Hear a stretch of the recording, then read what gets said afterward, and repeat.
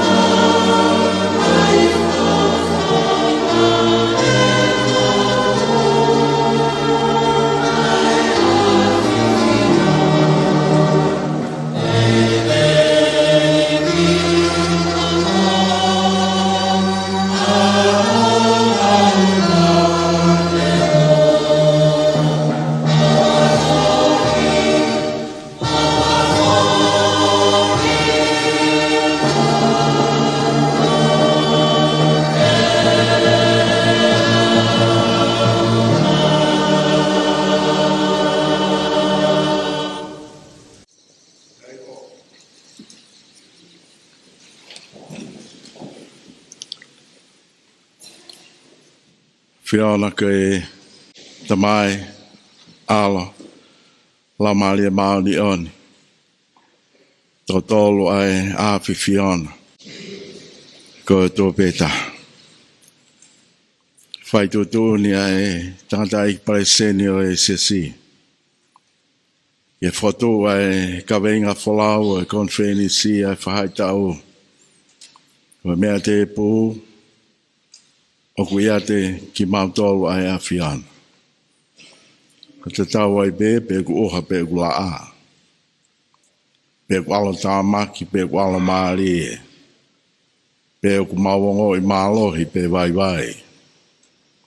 Ko mea te pū o kuiate ki mautolu ai a Fiona. Hake mau whanonga mo e tānoa ke kolosi. Ea mea atua hau eiki pa mo e whanua, mo e Hakarisiane o e kolope.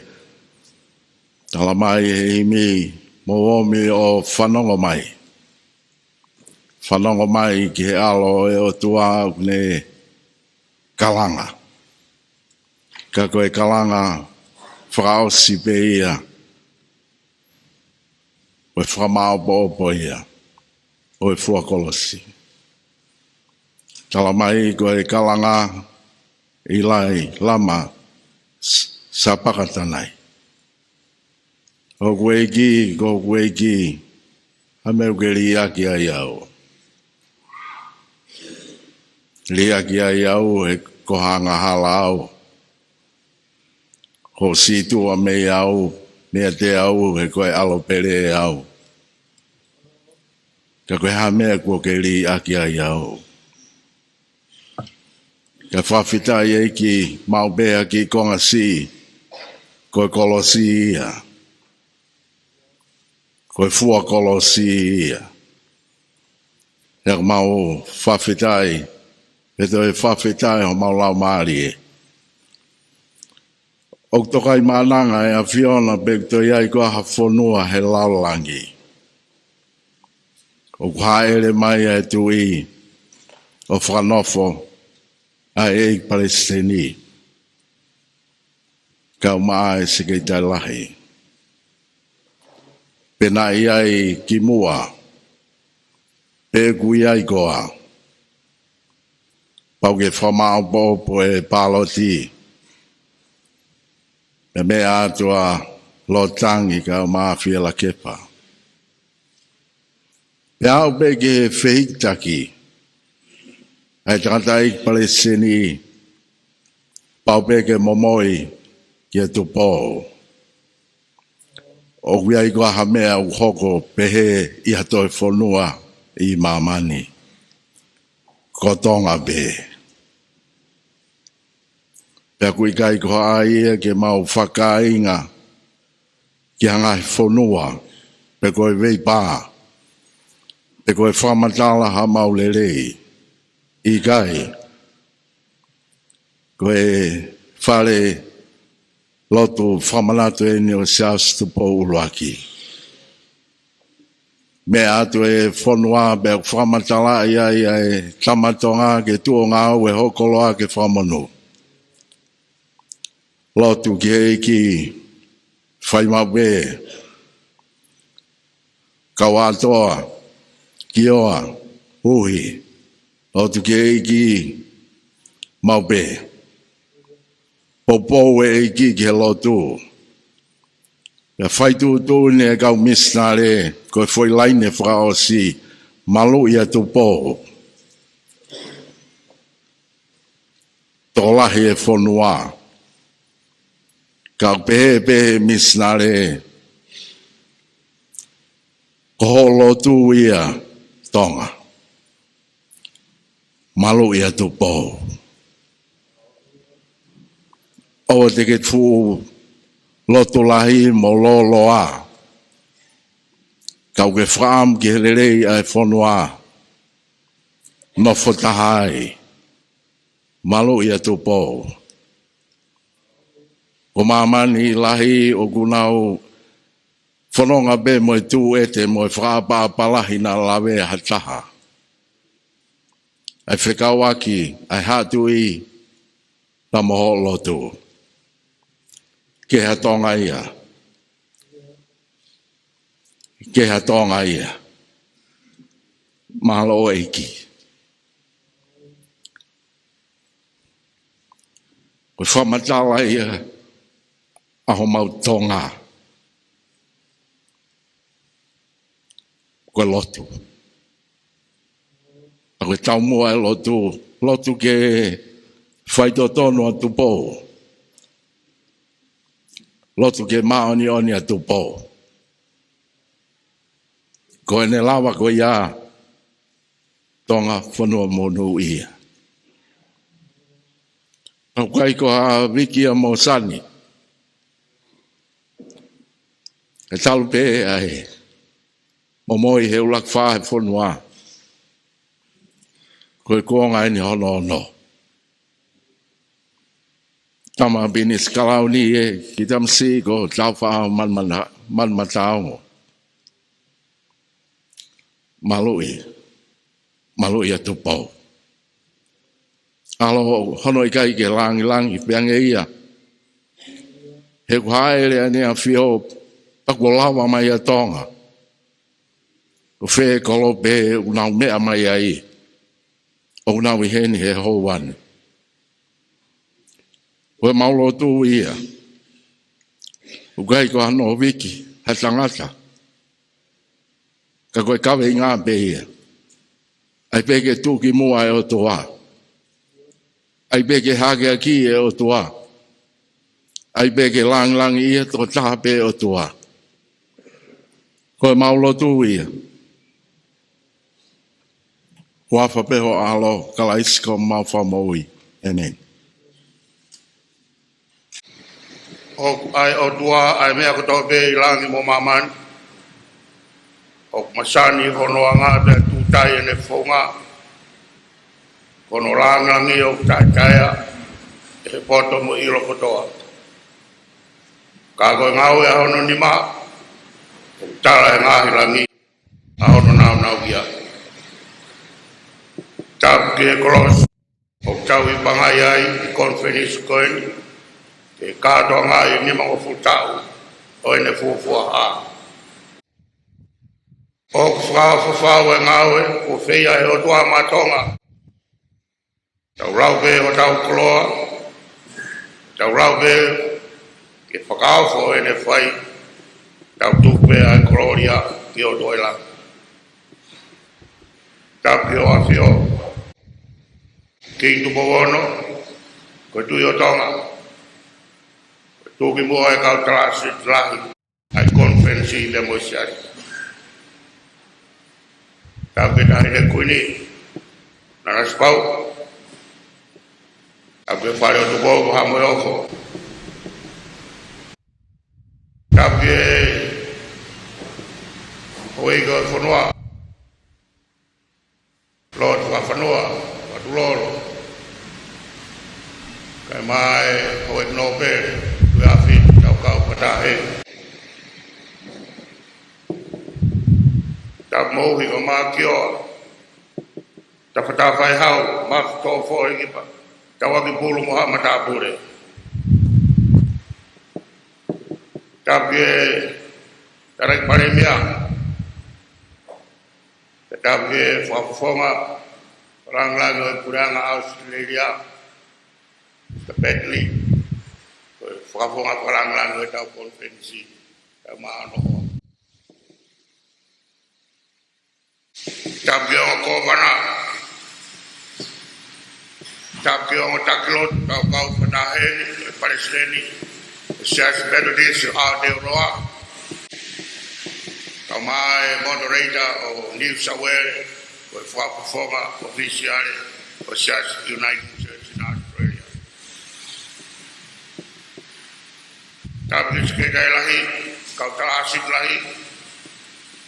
Tapi kau fong atau be, kau fasik kau fong agak kai, yang mau konferensi kagado. Cara mau kabui kau hufang, malu-malu ofai otua, utau lawengan menuai. Kai faya doa formadala pada, Palesiteni o Siasi, kita fa konferensi, wafe fumafa, wafe fumanima. Ene Afio Tupou Siasi ma konferensi ke malu taloni o Tonga te ma ke tawatai na melino ai funua ke pure mo takaki o faya Fiona Falelotu ko mo ha mo ko Lotu ai be ke malu mo o faya o toa Fiona mo tahi le ko ni te ba mo faya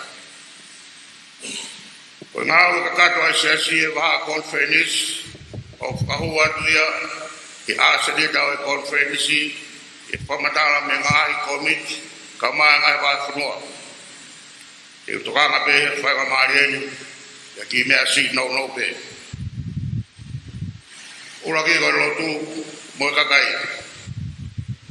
ko famalo ke Siasi no ngawe ya kawenga Falelotu fo e tau fa konferensi ko tau funua ya tawang ko tau mau e fuklo o Falelotu fo ko Lotu hawa ko imisa eki ya di tau tolu o ko futua de kavenga tau fa konferensi wafe wonima wafe wano ko mea te pu ko ya di tau tolu ai o ko tau toko e kaimeria e Lotu Uesiliana ko sione Uesiliana ke mohenga fama ko ene mo ui maman na filia ke hoko ko tau kavenga ke fama ko ke tau fronga ko ni o fai ke o ke senturi hono wa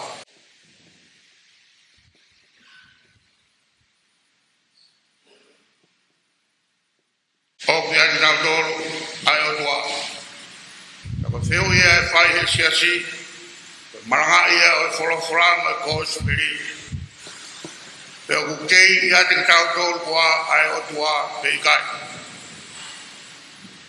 o pore ia tau fa konferensi tau ko ki ai te tau fo about o ia te tau tol ai o tua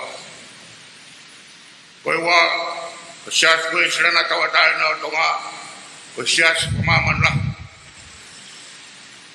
o mai ke konferensi ko dia famatala to kai wafe wonima okay holo be fika falo fua o Siasi Tonga ai kai tau o topu ke tola yange ai na Siasi muri o fiki fonua ki ai o tau Pangai o Lotu o famal mawai Siasi Uesiliana tau da no Tonga na fotu be ke Lotu ke fai e ka kai Tonga I Tongani o hoko ya ko Siasi o Fakamanatu pa wikai ke tonu ke tau ha ko ia polo tau tolai Tongani ka tau fuapidai Oktober tau tolai mori o mawinga tokanga konferensi ke vao fiange ai vao konferensi Tongani o ngai konferensi mori tau ngao yaki ke tau ya tau kai ke fai ia boa ko de mori Elah yang hambo he Lotu o fio fofani ngai kai nga Uesiliana ko tobe Tongani ya mo to prea ka foko ito malo yang ka ki ko pa ya tau pot ngau ki muri ito o fiange ito tokanga ke tau ko tau kai o Lotu ngai fitu ke maman tolu ko I tau o Siasi famatala auti ta ke konferensi ko ni kuna famalo ia I fuak ke kai o Siasi yang boleh faka poto-poto amen o tau ngahi kolo ai Siasi o kuihe panga ni mako fulu miliona panga kuihe ngahi pangke o ua fitu ngahi talasti ko fulu matolu konferensi kono ngahi fatomia o toka ngahi konferensi ko ni ke angan o vahi o tau iwi ke fua tau ngai fatomia o tola he tau whanonga o no wahe tolu beo e tau missionary e conference e a ko mga kalasi o ko mai a whatu me komit panga me komit conference e wahe ua be kalasi be mo conference ai ko toa o e missionary e fo ki tau ko toa be e tok fai e conference ai tau hi o ngai a ko nga ko wha whakalaka e a ko o kei tu e Siasi ki hoko atu, pe ke whai lelei a tau ki o ngahi ako ngā. Te ko kamata e ni ke kau, me ngahi ako ngā kehe, e kuwhi o erili, me taki mua i e kore sikaruo. Ka ako e kore lahi ki whakalakalaka ako, hono fua hono ngahi kawenga. Te whai e tokanga ki ai e komiti ako, me komiti konferensi. Te ko konga lahi o e whaang, ki to e wahi o, a hiwi ngawe o e Siasi. Ke whakahoa pe ai whakalakalaka mo tau uimi malama. Kono ni ma, ka hiri tau ua ngiau o e Lotu pe aha. O ko mai ki conference ko ni ai whotutu, ke whakahoa ko ai whakatau tolu e conference. Ka whakamari e conference o tau hau ke whakahoa ko ai. Ko ngau e kono whakawhiunga, ai Siasi mo ene koristu tone ai ngahi kutu ni me whaunga ngawe o kuhe aserita o conference ko ni ko e pore lahi ke whaiha mea whao kau whaang ke tau loto lahi ke ai kakapa atu ki he ta iloa nā ko e potu ia toka mi ai o tau monu ia ki he kaho tau amanaki ati te whakawhitai o e tau ua ngā o e Lotu i e whanuani e conference o e tau kahau. Ko e aho pe eni nai tōtu oni i e kōhiri ke mui ai a whamatala mea hoko ai Siasi. Kao ki ai be ngāhi tau kāwe ke ngāhi taimi kehe e kamata ai ai Lotu mo ngāhi whaunga keke. Ko whotu be ke tau kātoa ngai talanoa ka tope mo ngai historia ka tope tamaya fa te fito e fa ta e senduri wa e lau tai mi ko lau historia ka fa te fito e fa kloa ko fai o amatonga mo ka kai o fotua ko senduri wa no lo tu tonga ko ka to ga ya tonga ko tope tawa mana e hoko e ka tonga fa ta e senduri wa ko tai mi na to whamao po e whanua. Ai whanua ko monu ka he ngāo te ngā Siasi. Ke tau te whaiha tūpa, ke tau i ka soa, ko tā soa i o tonga, e monu ia i o tupua. Ko toia e tau e taha koe ni. Ko kore ka kai o Siasi, tau lotu tau pe o Huufi. Ke hoko mai e wafe ua no, wa fu matangi whakapeni te kosi ke hulu o tau kara ki he kauru. Kau si ko whamaro o ko ke whamohoni kana kai oa e kau mai o tua o ke he e nai mei whewhe a whanonga i Siasi he tau si tua ki ai. Tau whawhirai be ko tua mafi te whaimau e pe. Ka tau pe mo ia whamaro ko uhi, ko se popo aki mo whinau ia katope, ai tokotaha katope. Mei wharelaha, i toki mo ia Siasi, i whorua ki e pureaka. Ko maro ke skekai lahi, mga kot ngau, ai conference. E Palesiteni ako, ka maa ngahi ako ngā, ka maa ngahi wahi whanua katope. Maro mo whai whatu, ai vai o whako whatumia, hui au ki ai. Ko fi frau spero famalo que o family o motor ko dove ko tokoni ono pene mo tu misi ni popo ko ni e lava fai ngau ya Siasi e tau ko ni tawa me toka be munuia tonga e lava e Siasi Uesiliana e hono ko kai ya mo tonga e pergi me tau fai e bo ta kata e fa matala kata uia ai Palesiteni ke conference Malo.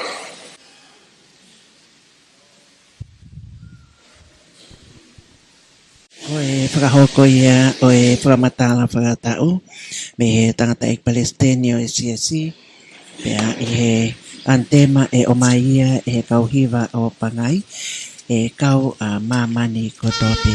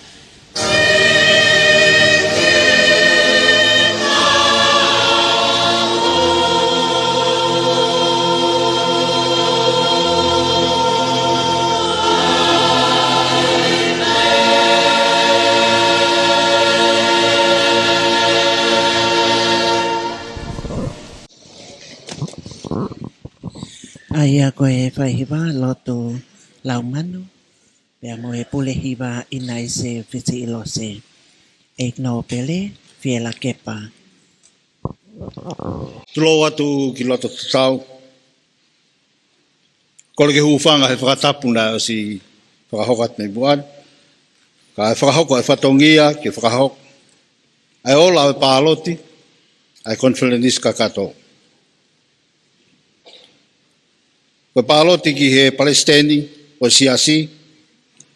Lai whili he Konifelenisi kakato. A right honorable whaiwhikau toke tā, te vita koloa ia avea.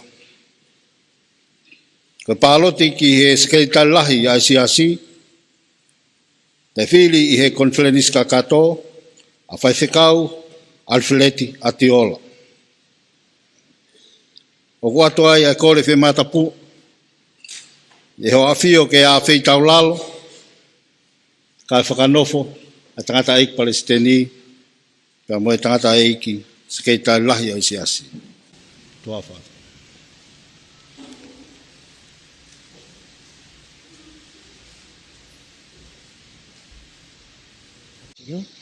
Ai tamatu I o Tonga. Mea eiki no pele whiela kepa, koe sea I he komiti pāloti, whakatamolotangi o Ouau nukunuka. Oku whakahoko lewa I he howani ko Ene Afio koe tui o Tonga, ai whakanofo o e tangata eiki Palesiteni, ko no pulu pulu, pehe ki he himi, pe moe tohitapu, ko e koloa mahu inga, ke whakahoko aki ai whatongia o e Palesiteni o e Siasi. Tō Lotu ko e tangata eiki skeitali o e Konifelenisi, whaiwhikau alwheleti atiola, pea moe whakanofo whakahoko e Ene Afio, mokoi a hono whina ngalo, koe pulu pulu, pea moe mea o wha koe himi moe tohi tapo, pea whekita, pea moe skeitali lahi. Whaapa ki he Ene Afio, me he tangatai Palesiteni, kai o mai skeitali, pea na whe iloaki, koe whatongia ki he tau Konifelenisi, wanoa, wanima, wanoa, waono. Koe Ouau ia o e ahoni, pea moe whakakoloa ki he Siasi, moe Konifelenisi. Tu e au e whatangan, whapida, malo e whalala, o whai mai a whiona.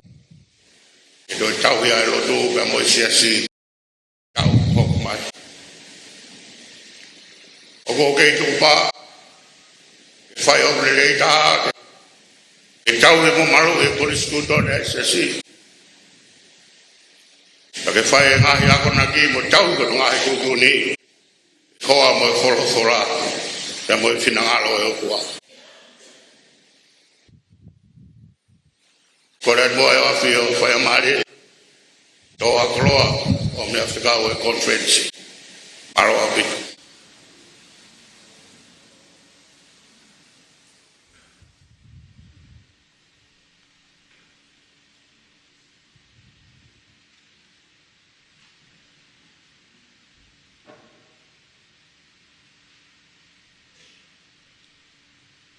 Tapu Moe Afio e o tua I he Falelotu Fakamanatu o Siasi Tupou uruaki mo e kolosi hafa misteri. Tapu Moe Konifelenisi kakato mo no te au mātaha o e Siasi Uesiliana taina Tonga tau roa nuku ai e api ko pure laa mo tau e niu mangofulu maalie o e kolosi kai whai harea. Tau whakawhetai e tau hea e o tua o whai mai kāinga Lotu e Siasi. O tau whakatahataha mai ai me he o tu muri mo e ngahi wahe whanua o e o tu Tonga. Ki mua pēr whai hea kurea ko fie taki e tau tokanga, ki he ngahi api o e tui I Pangai, o whekau aki mo e Siasi. Koe apini ko pure la a, ai au tua e Falelotu Fakamanatu o Siasi Tupou aki. Korea e tohi, o whai e taitari a Siasi. Api mo I e tui. Ko tau aki pulu, ko e whakahingo aia, ki e tau na e whai velata e tahawaru ano, me he tawhaki e tui Tonga, mo e tawhaki na e taki mai aia tā whahau. Pea na tau aki ngāu e aki, ai one, o e pulu, o whanai me he mea whana whanua. Ko e api e nia o tupo toa, ko e ike tā whahau.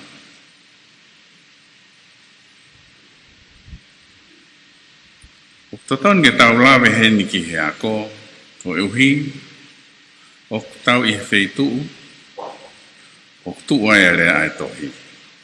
Ai a kono uhinga ko e rea pe I he ngahi whakailonga o tohi. Koe uhi koe kāinga tonga o e konga ki mua, e teke nau poto I he lau o e tohi. Ka totonu ke whakamanatu mai ki a te kitau tōu, ai mahu inga o e rea o tohi. Ke lava, pe tufaki ai a ilo, me he tokotaha ki he tokotaha, me he tau tangata e taha, ki he tau tangata e taha. Koe uhi, ke tātānaki, mo tufaki ai a ilo. I he tukunga koe ni e tau Konifelenisi o Lotu, ta tau pe ki e ngahi urunganga whawhonua, mo e ngahi tui whakalotu, o whakapapa I ai, ai ilo mo e poto. Ke tui koe taha e ngahi te whito I uhinga ki mua, I he ilo mo e ako, ko hono tufaki atu, ai ilo ki he wholofola e iki. Ko tui ko Tupou uraki, ai ana e baptaiso I he tahararu tautaha, I he Siasi koe ni, na ne whima upe tau ataina, ki he whakakaukau, o ta tau pe, ni whima e tau ataina o e Lotu, mo e tau ataina ki he ako. Na ne tupu I he kuonga, o e whakakolonia, aia, na e tāna ki atua e ngahi whonua kau ngā api, pe ko e nau whaki pe e nau tōu ki nau tōu, ki he ngahi whonua I ulope, oku lalahi ange. Na I kai tene whie mau, ke hoko ai whounga ko ia maa Tonga.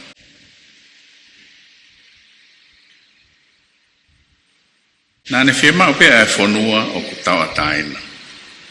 Tau ataina, mi he pure, pe tāki e kina mai e he ngai whonua muri.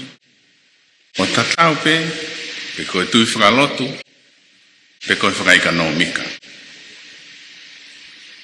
Ko ia na ne kamata rewa e Siasi Falelotu, ai ana e tau ataina pe, me he tāki e kina mai e ngai whonua muri.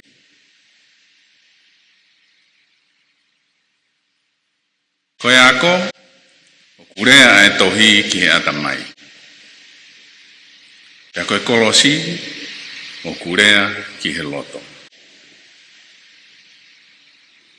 Koe ha, ai rea e kolosi e tau koe ni maufuru ki Tonga, mo tau loto.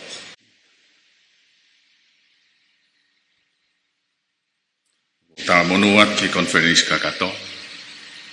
Neongo e ngahi pore, mo I whaingata e whanonga.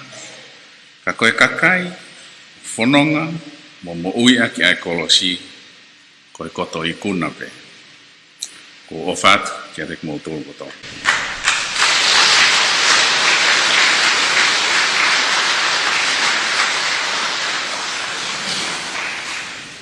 Kata ke Konifelenisi kato me hake tau whae e Lotu koe ni, e Lotu maa Tupou, tolu me au, hiva mo fulo imi. Yo tua maafi, poto pe au niu, tui o Universi, au ke ngai au, e sihova, mea mai e mau kunou, e te tari e mau Lotu, o maru I Tupou.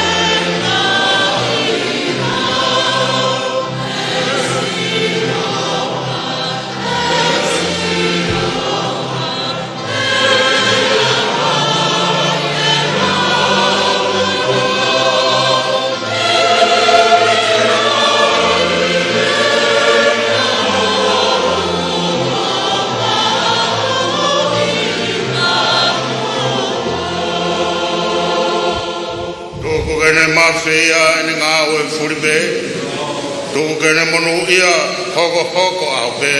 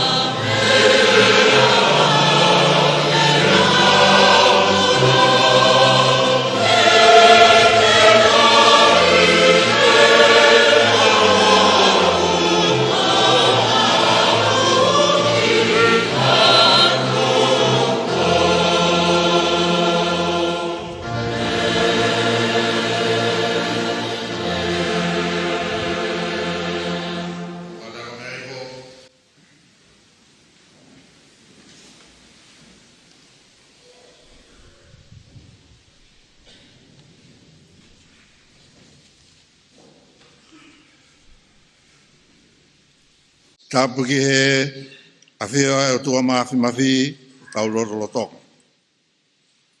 Tapuki he o taptapun. Falelotu Fakamanatu Siasi Tupou mai kolosi o ngā. O hapai atu e whakapapa mo whakatap i awhia e hau e whanua. King Tupou hono koe tui o Tonga. Tapu ke kuini na naspau, kuini o feina ki he taloni o Tonga. Tapu ke takatai Palesiteni o Siasi,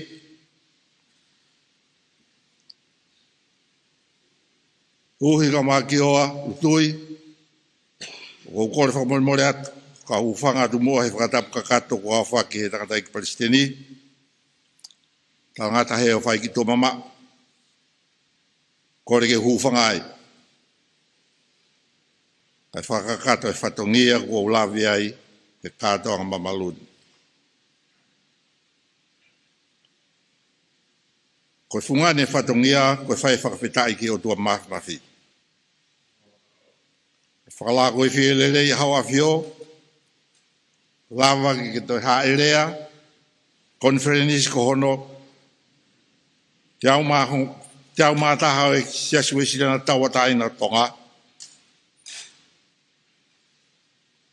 Tō e wholofola pe mo koloa ki ono Huufi Konifelenisi, te lawa mono Fakanofo, Palesiteni mo sikai lahi o Siasi, ki hona lakanga ki he taki. Tau hene wake manatu ki he Konifelenisi ono hiong fulmanima, wafta hawalu, tō wholofola Huufi Afiona,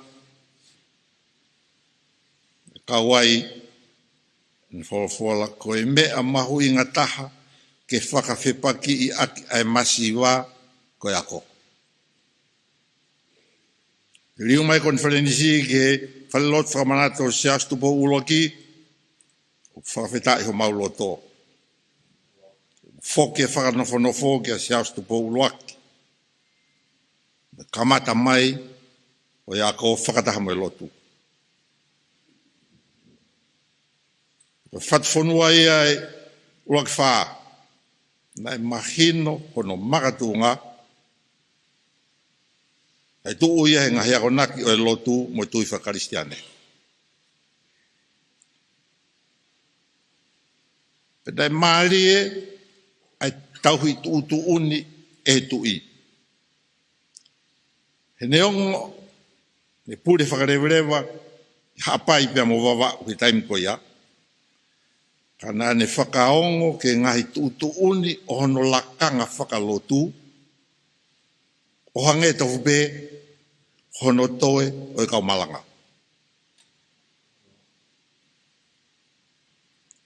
Ko misinare ko misa tō masi na e fufua tuuta i hapai ni a tō noa o sanuale tahawau tō noa, o si mafola e Lotu i hapai. Ngau e pitavi e mo tau whahau. Pe pitavi na hiribe a houa tu uta e misinare koe ni, i hapai, na ne whokotuu ai lau tohi e ua. O e taha mai kakai tangata, e whai e misa Thomas, ka moe lau tohi e taha kakai whewhine, na e toka ngā ia e hono uaifi.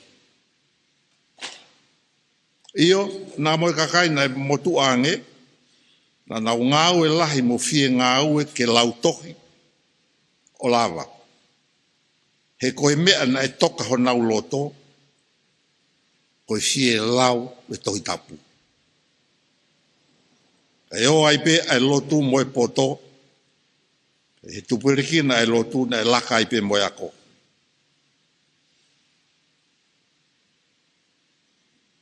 Mai moa pe ia na e langa hano pia momore mi whangatapu. Me senturi ua e Lotu i Tonga, o kei hoko atu pe.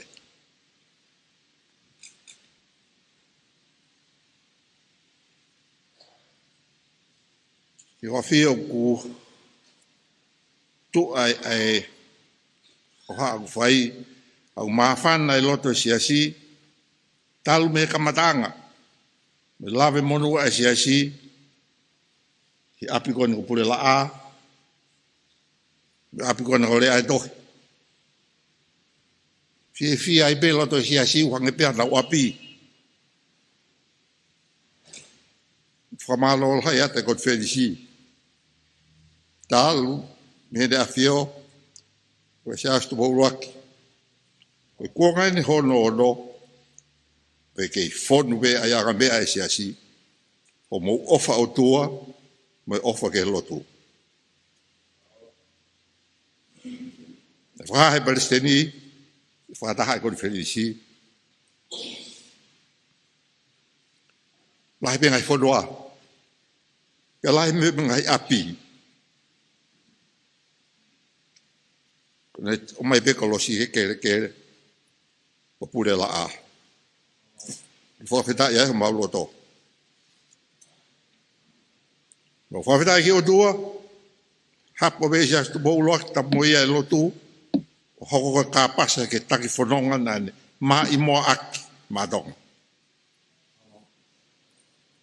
Pe ki o Afio, tama Tupou ono. Fono Mauloto e mawhana e hawat. Whawheta, makoloa, mautahapua ke Siasi, botoko. Koloa ia Konifelenisi kono te au mātaha, Siasi Uesiliana tawata na toka. Kei tau mua tonu e whanonga e Siasi mo whanua, he u kei tu uma ueangi mei tau mua.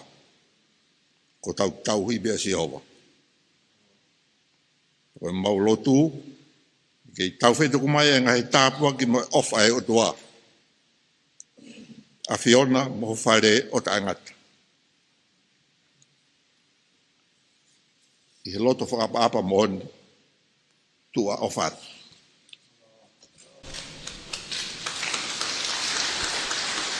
Lo tangi o waunuko no kāpia mo e tārio e tō wholofola. Alogia lo tango vanuka pa e tario wholofola mo e tau whamaro. Maene conference kakato e whai e Kovinanite whataapea mo e Huufi. Pea mo e Ouau e o mo e a heiki. O kore atu iu ke i mau e ngahe te nikia e tawhaki. Te o mai e kakai i tau kinasi. Sino mo e tātau tau heiki. Tau whai pe mua e lotu. O e tau fuakawa. O whakafo e tau fuakawa. E toloi ai o wau sakara menito o moe e tau whai e whia sāpate ui koe whainamari e koe aho e koe taimi e me tua e ake tau whai e Kovinanite whangea wono furo i mi i wako o mai o me haka tau kau e whamaro ia ai kamari aro lamari e kau e kakai o lamina kau mo maman kurbe.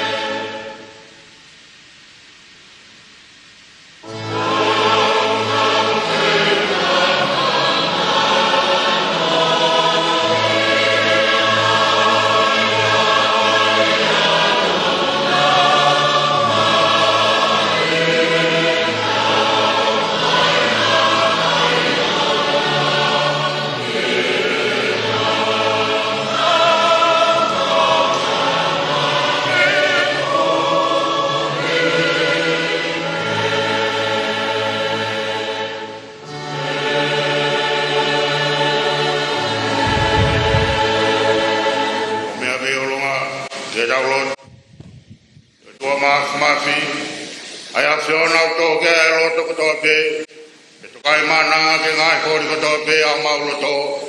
Ya ukai hamea kai fufuna ki me Afio na. Ai ke maa ngai whakaukau o Mauloto ake iwi, oi lau mare maa nuni. Kai hau e mau ofa ki Afio na. Ke tau e mau whakarangi o kuapa maa nuni.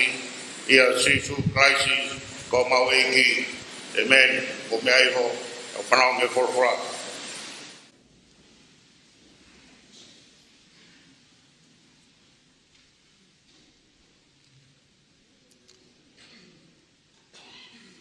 Kosperi, no hikitohe sione, o fulmani ma vahe, rake vesi ke valu e konga. Kau, koe vaine monia, e koe tamai, koe tauhi ngau e ia. Ilonga hawa aia te au i kai fua, o kune motuhia. Ilonga hawa au kufua, o kune au hania. ke asili ne fua. Ko mau tafe sino i vai en ki mau tolu. Ko mea i helea ko whai ke te ki mau tolu. Ai ke mau nofa mau ia te au. Mo au ia te ki mau tolu. Hangea kui kai ke whaafua ai waa ia te ia pe. O ka pau e kai nofa mau i he vai ne. E foki. E kai te mau lava e ki mau tolu. O ka pau. E kai te mau nofa mau ia te au. Ko au pe koe vaine. Ko ki mau tolu koe ngāhi ba. Koe au nofa mau ia te au. Mo au ia te ia. O fua lahi. Ai toko taha koe ia. E ka māwai mo au. O ki kai te mau whaafai hame. Kai hataha nei kai nofa mau ia te au. Neri aki atu hange koe wa ana. Ia ne mai. Ia unau tāna ki a ngai mea pehe. O laku ki he afi. Pe au kuvela. Ka pau te mo nofa mau ia te au. Ka pau e nofa mau e ku ngā hirea ia te ki mou tolu. Ia neonga poe haa te mou loto ki ai. Mou kore. Pea e whai ki a te ki mou tolu. Ko mea ko ia ko whakalangilangi i ai ko tamai ko uhi ke iku ki ho mou fuala.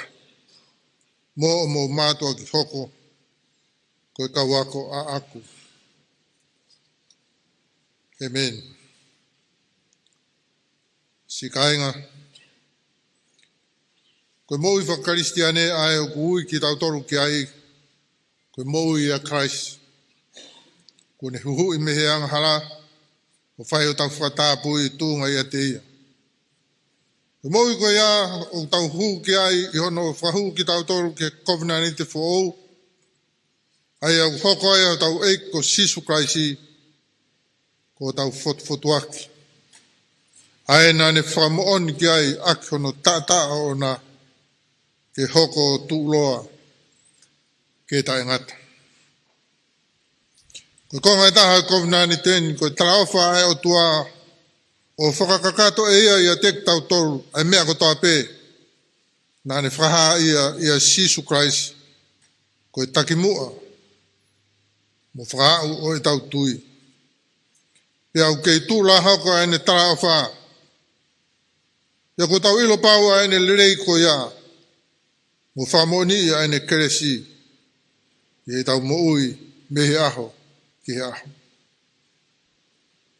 E konga e taha tau tuu mo whapapau. E kai ke tau toe moui whakangata maa tau torupe. Ka te tau moui maana. Ai nai o whai ki tau toru. O whaki a ea maa tau toru. Ia ui ki tau toru ke tauhi ki ai. Kai whakakato ai a ngahi kaweinga ko toa pe. O ene haere mai. O tau whafo ai pe tau tukpa o whatapu i ki tau tolu. Whatewhito ki he tau unu ki he tepire a eki. Kai ahoni o tau whatewhua whataha o hangeto pe koia. Nai whatewhua ai i mua e tau ngahi mātua. Ki tau whai mo loto whiwhia. O whamātua ato e tau whafo ai Kovinanite. Nai whamau ki nau tolu. Mo eni o whamau ki tau tolu ki he o tua. Ko ia e whunga e tau manatu ki ngahi ara ofa e tua. Ia mo e whakatua merie o ene ui. Ki tau sivi mua ki tau tolu, he mama hono lau marie. O tau ilo e mea nā tau vai ai. Mo ia nā tau tono no wai he tau tui. Ia mo e huinga e Kovinanite. Ke te tau tolu. Ki tau to e whakafo. Ke tau whaki ki tau tolu ki he o tua. Koe lotu whangengei o e o tua. Ke tau lotu. Tau hanga ki mua ki he tamai. Ai o tua o wha aia nai whakatupu ki tau toru. Ai Ene Afio tauhi mo puke ki tau toru. Aki ene ofa tangata. Ia omi ki tau toru. Ai mama o ilo i hono langi ia. i he whawhaunga o Sisu Kraisi.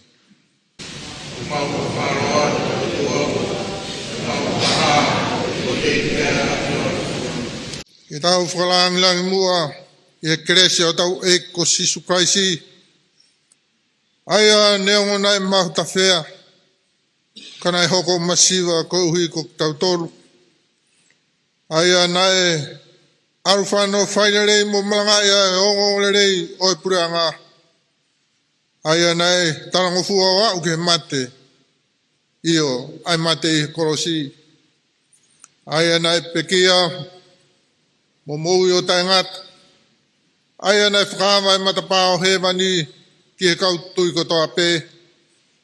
Aia kua whio mi he taukupu tau matau e o tua i he langi ia o e tamai.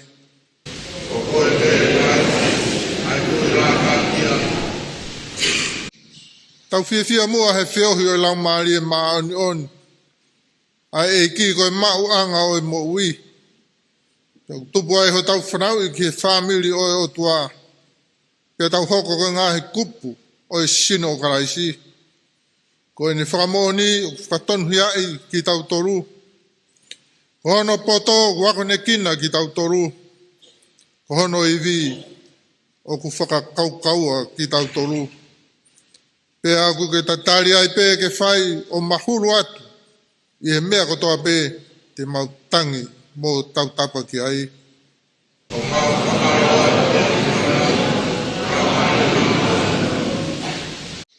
Koe lotu whakawhetai. O whamoremore mo mea haki ki o lunga ke tau whakawhetai ki o tau o tua. I e lo lahi o ene ngahi alofa. Ke tau lotu. E o tua koe mau tamai. Koe matawai o ele rei ko tape. Ko ke alofa awhi i tau raro ke teki mau toru. O i kai ngata pe i he tau koe na ko alo atu. Ka i ngai tau ko toa pe o e mau mo ui. O ku ato e mau whawhitai i ho alo o whangongo fua. Ko whawhonu aki ho mau ngahi aho. Ia mau tū tai he tai mini. Ia mo e wheitu uni.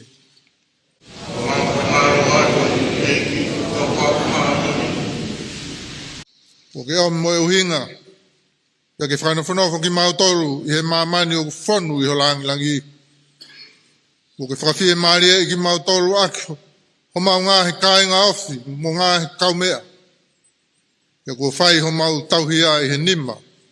O i tokanga ho mau kaunga whanonga.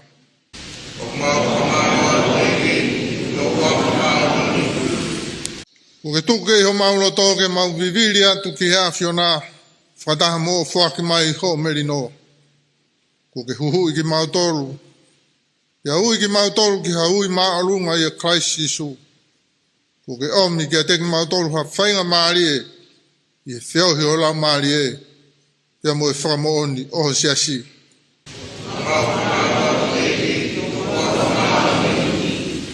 Ko ke hoka mai koe mama i he lotolotonga o e whakapouri. Pea i he mamahi mo e ahi. Ko ke hoka koe makatu maalohi. Pea i he mau ngahi whiawhia. Ko ke hoko koe koto whakatua me rie hounga.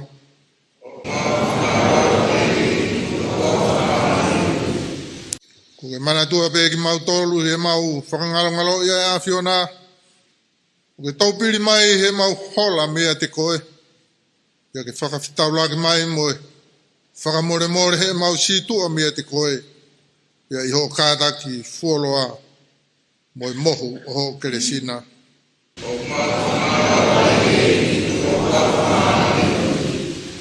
O mea hivo.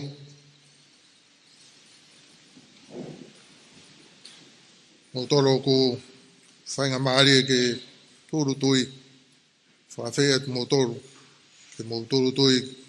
Vete ai tau ngā hianghara.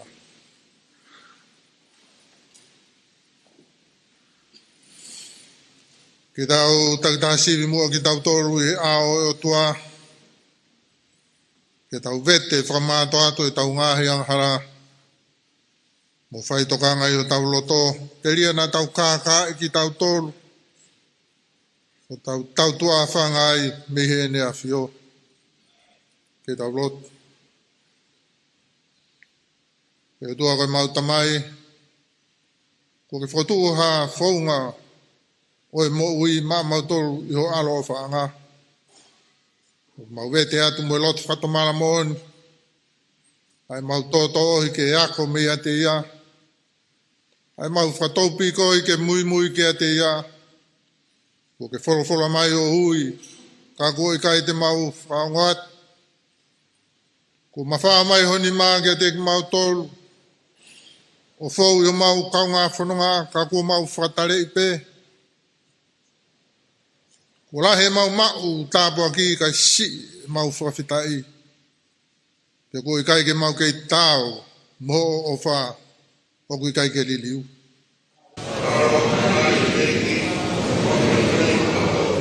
More ki mau tolu, mau tau tapa atu i he masive siwa e mau fotu i ho ao.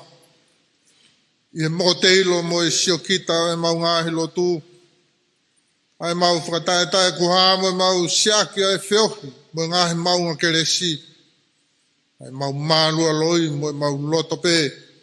E ua te mau ilo a ho ngahi whunga.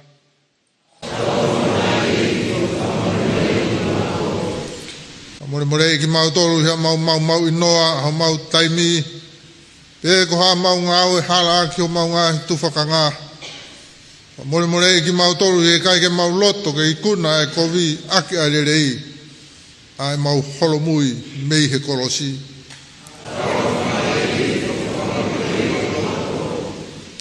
More ki mau tolu i he tai e mau whahoko ofa ke a uatu ko ui ko ki mau tolu. Ia ko mau tokanga whakamama ape. I ngāhi whihala ki mo ngāhi mamahi na i kai kautonu kia te ki mau toru. More ki mau toru he mau pipiki ki he ngāhi mea o ku wahe ki mau toru mehe kakai ke he. Ia mo e mau whakatupu whaingata o e mau nonof whataha. Ia i he i kai ke mau tokanga ki he mau ngāhi tūtuuni. Ko i kai ke whakapotopoto. Mo e mau wawe ki he tari whakahara ia i hakakai. E ko a mau tohi e tari o ha kore whamore.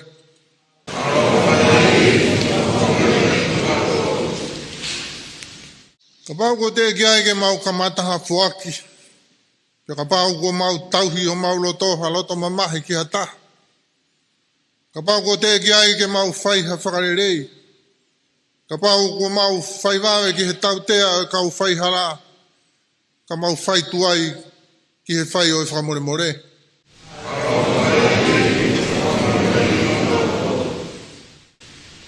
E tau tawe te whakalongolongo.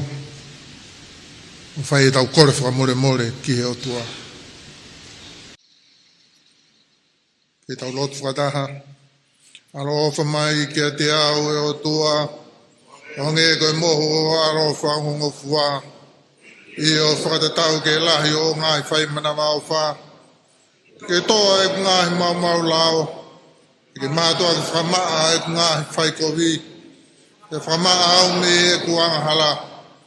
Ka tupu e loto maa e o tua. Ke whafo waki halau maari e totonu i a te kita. Ko e nia e whikau nā mau whanongo me a te ia.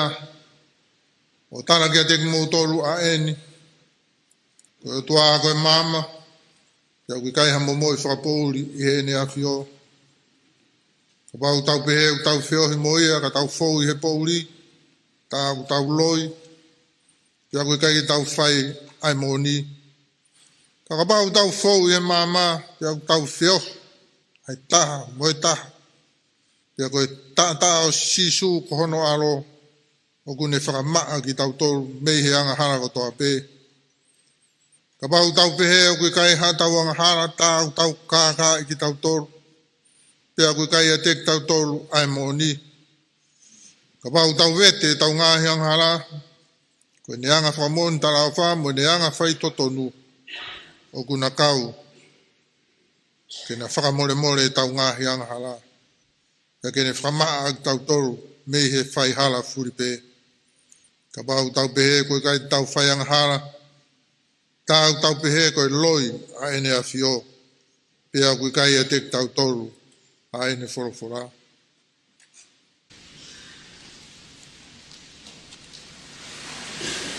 Tau hiwa e tolu ngā hiwa pulmāwaru mo mihaki.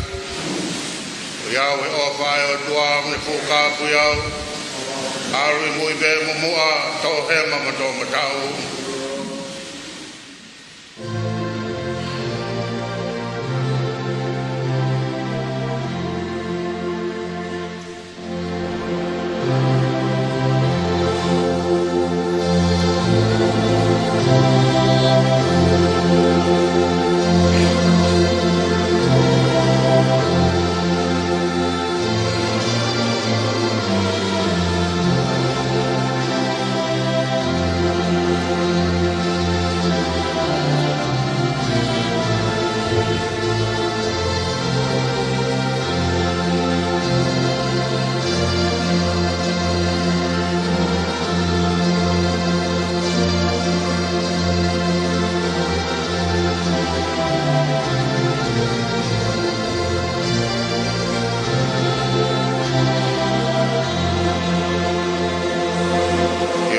Siaosi.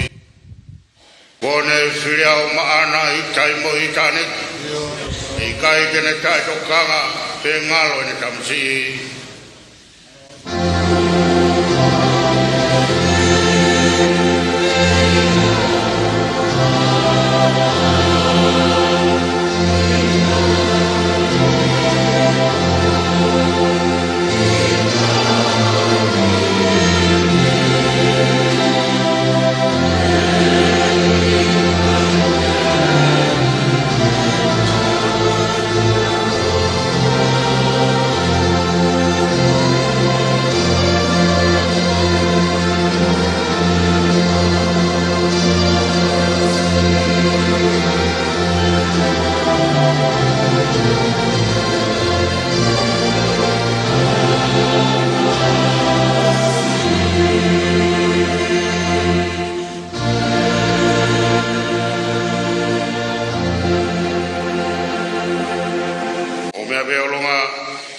Fo e tau fuakawa, o e tau Kovinanite. E koe nsi kai ngā whaanga, e tau ununu mua, mo loto fuapapau, o whai e tau fuakawa ki o tau atua, e tau aia e hamonga o klaisi ki ari ki tau tolu. Tako ai hamonga koe ni ki ari ki tau tolu kuhinga ia, o tau mātua ki loto whiamari e, kene Fakanofo ki tau tolu ki a potu ki tau iai, mua ngau e ke tau whai, e koia toka tape, o ki ai ho tau whatu maari e. O kurahi e ngahi ngau e kalaisi ke whai, o whai ngofua e ni, e whai ngata e ni, koe ni ho lang ia, koe ni ho kuluma, koe ni ho koa mo tau manako whai natura, mo tau toka ngā. E koe ni e whakatau whipaki, mo tau loto. Kia ni he whakatau whakatue maari e kia klaisi mo ki tau tolu. Ka e ni he kai hoa mo whinangaro klaisi.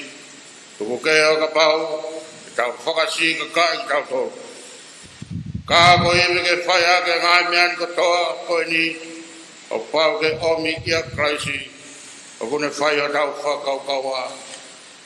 Koe ake tau whai e whakawa e o tua, ko ha tau tolu ia. Tau whamau mua ho tau loto ki he o tua. E tau whai ai tūtu oni e whunga o niwi. Ke wana tau toi horomui. E whunga e tau teu kuia, tau whai rewa he taimini. E tau tukulolo ka katu ki a teia he loto whrala mo oni. Ke ene keresi mo ne ngahi tala o wha. Mo tau tulu i hifo ki lalo o mea hifo.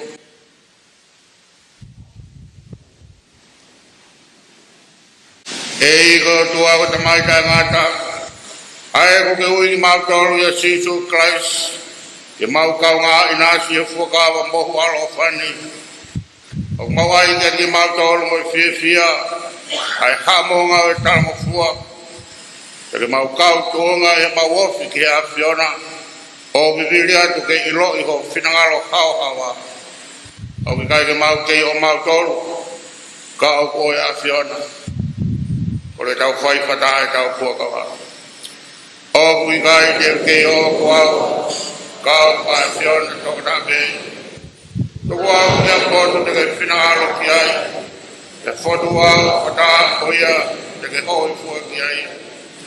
Tuku mai a mea ke whai, tuku mai ke fuesia whia maarie, tuku mai a ngau e ke whai maau, pe tuku pe au o na whai ha mea koui kokoi. Ke haaga ki koui kokoi, ke whakatoa ki laro koui kokoi. Ke whonu pe maha, ke umau e mea katoa, pe ikai ki mau ha mea. O kou luwa atu a mea katoa, ki ate koe, mo whai te ringa. Pe koe ni e o tua whonu e rang ia, koe tamai alo ko laumare mau yoni. O koe, pe o wau, o mai eiki, e pe koki he wani, e meni. Tō mua mo ngai loto, e tau whapitai mua ke e ko tau tua.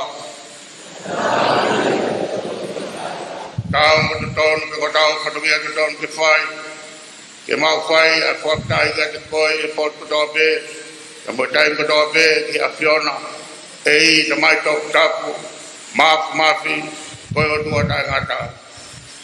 Tau kau whata, koe au mau kau whata me kau angelo, kato e whahinga hewani, o whakahanga whakalangangi o whakalangangi ia, o whai ai pe o whakatai, o pe, o maani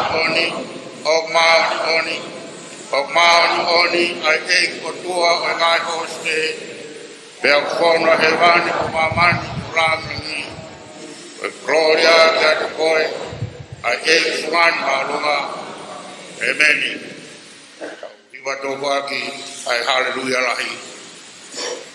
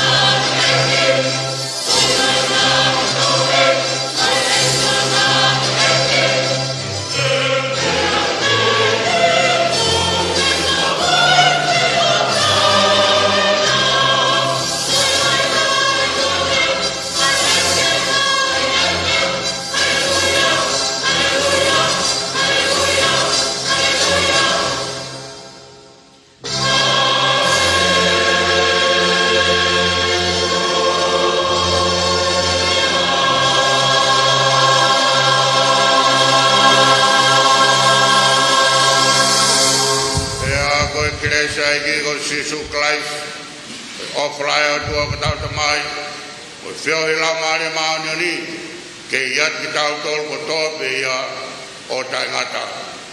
Amen.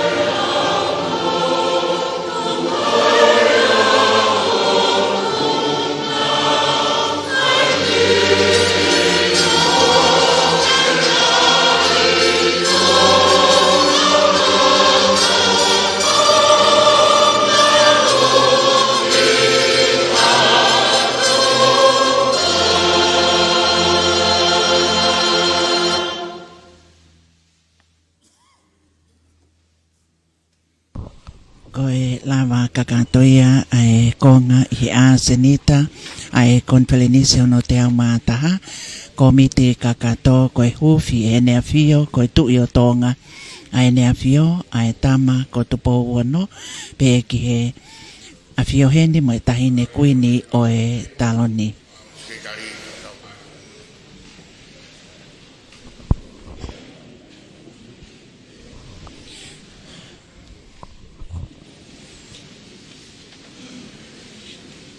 Au whaftai ko tō peke he ki kono whakakato e programa e Konifelenisi kakato ki e Ouau Lotu Huufi e Konifelenisi kono te au mātaha. Kakato e whatongia ko ia whamaro lahi atu tātai Palesiteni e ki he o ek nopere Ene Afio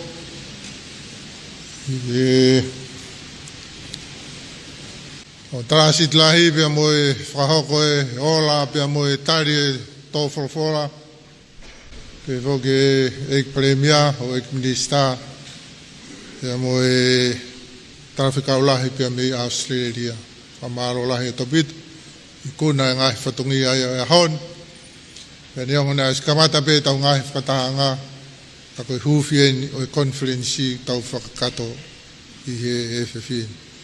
Whamaro atu ki he whaihiwa, ka o mai ka uhiwa Pangai. E Konifelenisi kakato tau hanga atu ki he hoko atu e ngai ahoko ni, neongo e alo tāmaki. Ka te tau tuli peke whakakato e ngai programa o whakatatau ki he asenita.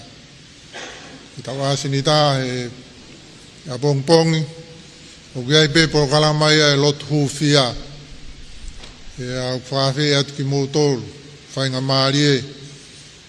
Ku neongo e alo tāmaki, au whainga maari e pe ngahi pare, te niti, tau malu ai, ke whai ai e Lotu Huufi a I he kolosi. Au kia pe mo e programa e tau tupu, ko e aho apongpongi, ko e aho au kai o e Konifelenisi. Ia e whakamau e tau au kai, ta taki he tarekita pure ngā whakalau maari e, ia mo e tarekita o e akwhakaristiane, ia mo e tau tupu. Taimi fitu pong, whanonga ai pe. Ko e taimi hongo furu, e whai ai malanga o e kolosi. Aho au kai ko e aho I e kolosi. E whai tau programa malanga, tak pe e he tangatai Palesiteni, ko e malanga Fakamanatu e tau ni mongofulu e haa e kolosi I pure la a pia kahiri e malanga ka whainga maari e whai e tau tā paka paulewa koe tua ina ea ngari he kai lava ia pia kwaile mo e programa hono ua e aho apongpongi pe hoko atu ai pe au kai koe programa ko ia e tokanga taha pe ki he kolosi sea ai a e tarekita o e ngau whakalau maari e pia gue e lea ai e tolu. Ko e lea uruaki e whakakoloa ki tau tolu e tahine kuini, whafafonga e whare o haa moe o fō, pia moe tokanga ki he kolosi. Ko lea no wa e whakahoko ia e whakao marolo transit lahi toke tā mele ana pulok toka ngā beki ngā hita whaaki whakateolosia o ekolosi ia ko lea hono tolu e whakahoko ia e pureako pe me koristu ako anga tohi tapu i Nusila toke tā nā siri waka uta o i heni pe mo ngahi tau tupu a hapai na osi whau na toro ngahi hiwa mo ako ngahi hiwa ka toa na e whakakawenga ko toa pe ngahi hiwa ko ia kihe kolosi pe te tau heni o whakakakato ai konga ulua ki ko ia whafufua ke he taimi ua maharo ku lama kia i tau polokalama vete ai pe mo i tau au kai ko e taimi tolu e viawhia pongpong te tau hoko atu rewa ki he konga hono ua e Fakamanatu e kolosi. Aia ko hoko ai te pili e tau mawha o e Konifelenisi. Whakataha mo e ngahi whaiva pēna e ako i haapaini ko e teo ki he Fakamanatu o e kolosi. Ia kalama ia e hoko ai pēpea mo e Lotu o e kolosi. Whatatau ki he tau aseni tā ko e Lotu ko e kolosi ko whaianga Lotu o ku nima. Whai e taha i he Falelotu Siasi Tupou roaki, e ua e whaia i Falelotu o Tonga rereka, ko e tolu e whaia ki he korista o whahau pilorevu, ko e wha e whaia ki koulo, pia ko e nima e whaia ki lotofoa. Ko e tuu ia e tau programa, ka angia ko e mea u wha mea ake he sia e whaia ki pe tau whakapotopoto. Ia mo ha tūkunga e au ki ai aho a pongpongi whakakatoa, whakamārolahi atoa pito, o mo mea mai, ka mo mea tua whatu. Maro. Aia ko e kakatoia ai polokalama o e whiawhini i he Huufi o e Konifelenisi o no te au mātaha, ko e mea te pue, ko i e te tautolu ai eiki. Ai otua. Mahino au pito ai mahu inga o e aho pe mohono ngahi whatongia ko e Huufi e Ene Afio ko e tui o Tonga ai Konifelenisi pe a pehe ki hono Fakanofo o e tangata ik Palesiteni o e Siasi hili ai whakatahaanga ai Konifelenisi kakato i hono fili mo e Pauloti pe a ko e tangata ik Palesiteni ko e whaiwhikau the Right Honorable Dr. Paifekau Dr. David Koloa ia Havea ko e skeitai lahi o e Konifelenisi na e toi Filipe a Paifekau Alfeleti Atiola ki ai. Hiri ko ia ko e Ouau o e Kovinanite pe a pehe ki e hiva o e Haleluia lahi pe a mo e kakato o e polokalama. Whakakoloa fo ki a e tō wholofola e hau o e whanua ko e hau toka ko e hau malu i e aho ko e pea koe kumunia e he Konifelenisi ono te au mātaha koe mata i koloa. Ia e whamalo mai loto honga ia ki he Tonga ono katoa pe i he whakamafolanga tonu he television e Tonga ka e umaafo ki i he lete o Tonga roaki e ema tanoa ta fitu mo e whaemahiva noa pe fo ki he live stream he pe si Facebook o Tonga broadcasting live streaming. Ni manoa ta ue o e kolosi ha whakamisteli pe au kia ilewa pa mo e Ouau kakato kia i e whakahoko ia pongpongina pe a o koata i pe ai whakaafe e kei hoko ato ai whakahoko whatungia i he henghengi au ho e kamata i he taimi whātou noa pe a hoko ato ai ki e toenga o e aho. Whakamalo me loto honga ia ki e Siasi Uesiliana tau ataina o Tonga mo e Konifelenisi kakato i e whakahau ako toa pe o lawa ke whakahoko ai ai whatungia i e nengahi Ouau mo ngai polokalama. I he taim tatau pe o ke ai whakamalo ki he tangata ik palemia o Tonga ko e Konifelenisi kakato mo e me mipa o e Paloti. I he Konifelenisi ai o ko iai pe mo e whakamalo ke ik tokon palemia pe he foki ki he hou ik minister o e kapneti mo e pule anga Tonga. Whakamalo me loto honga ia ki he Value City mo e Comfort Zone Furnitures o mafo ke kautaha ko ia ko Fexco Western Union Ia honga ia ke whai ai whakamalo ki he eiki no pele, hawe atu i hangana, ko e eiki no pele o waha pai veu ki he whanea lea o Tonga. Whakamalo ma loto honga ia, ki he whafufonga o e kakai, ki he whanea lea o Tonga, me wahenga Tonga tapuluaki, mo i kōsiri o ngā ue a kolomotua, malo ai ofa, pea mo e tokoni e whakahoko whatongia. Me he wahe whanua hapai, ko e whakafofonga o e kakai, wahenga hapai tahaua mo hapai tā tolu ke whanea lea o Tonga, honga ia ke whai ai whakamalo i he whingawe aki. Tatau atu he whakahoko whatongia, me tim ngāwe ai komsoni whakamawhola lea Tonga, ko Sharon Elone, pe he whoki ke ofisa ngāwe ofa a Siapani o ko whakahoko whatongia ai komsoni whakamawhola lea Tonga, a Susa, kai pe he whoki ke a Soakai Akmeta, Mawahi Lama, Manatu Waka, ko tukuafu te umohenga ko au urakmata moala malo apita ho mo mea mai ka mo mea